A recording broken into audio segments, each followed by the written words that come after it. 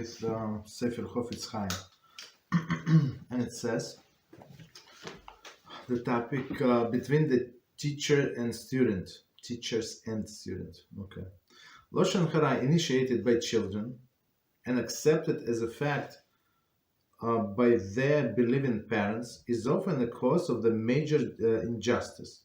It happens all too often that one or two key students in a class arbitrarily take dislikings of their teacher, and the story exaggerated and circulated.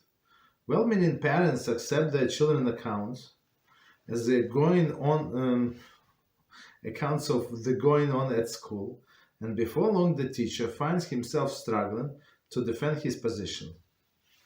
So let's try to understand.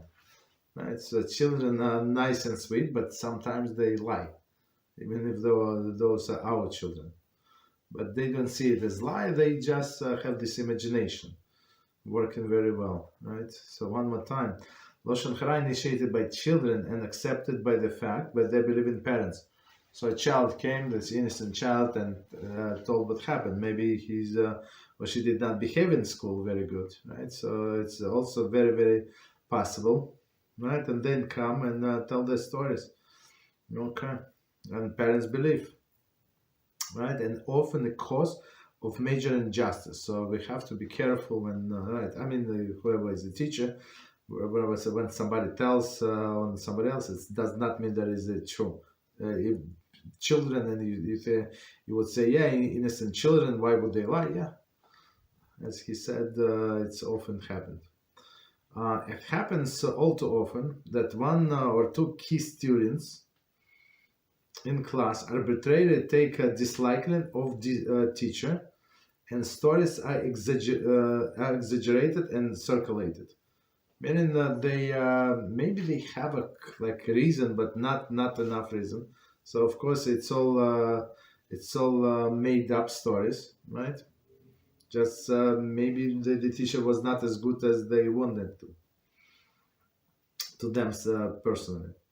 Well-meaning parents accept their children's accounts as of the going on at school, and before long, teacher finds himself struggling to defend his position, right? So of course this parents come to school and start complaining, right? And fortunately, if too many people complain, even there is no basis, so this teacher may lose a job. Chas v'shalom.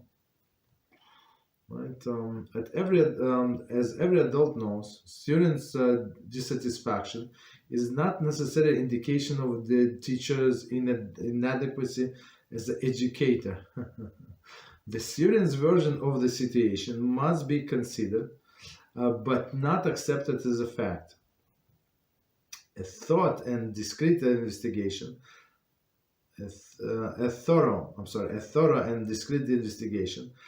one which does not cause the teacher embarrassment, must be conducted before the teacher is declared at fault. A teacher too must avoid believing accusation directed by students against one another. Here too the investigation is called for, and unless the fact can be established, no action should be taken. Okay, so it's actually, of course, as we understand, work both ways. 1 second. 1 second, technical issues. Oh, 1 second. Sorry. Okay, I think we're good now. Sorry. Okay, so let's do it again. Every adult knows that student dissatisfaction not necessarily indication of teacher inadequacy as an educator. So right, so I mean it's only normal as if you're a child or even adult, so whatever subject you like, right, and you get in good grades because you like it and you're trying to learn, so you like the teacher almost automatically, right? And whether it's hard for you or you don't care much, so automatically you don't like the teacher. I think it's obvious. right? So just because our children say whatever, not our, whatever, children in general say that there is a problem with the teacher, most likely it's not.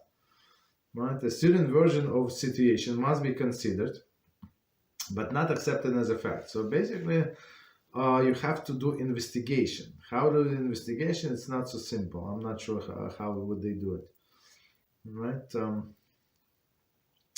A thorough and direct investigation, one would not cause a thorough and discreet. I'm sorry, a thorough and discreet investigation.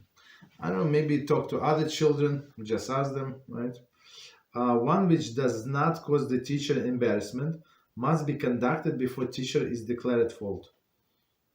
Right. So sometimes maybe leave the door open, something like that. You can hear what is going on, because in the show in many classes they just leave the door open, right? So just come and listen, and you know for yourself. Continue, right? So basically, just we're not allowed to believe as parents what the children say about the teacher.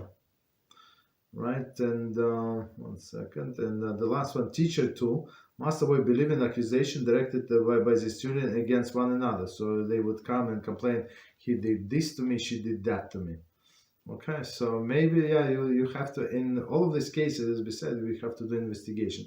And this investigation, even like in my mind, even if you say that I'm going to check that, so it should stop a child, right? So meaning that if we can investigate and find him lying, so that would be big embarrassment to him.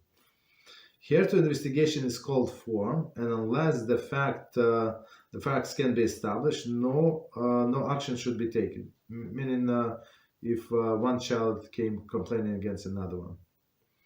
Okay, stop there.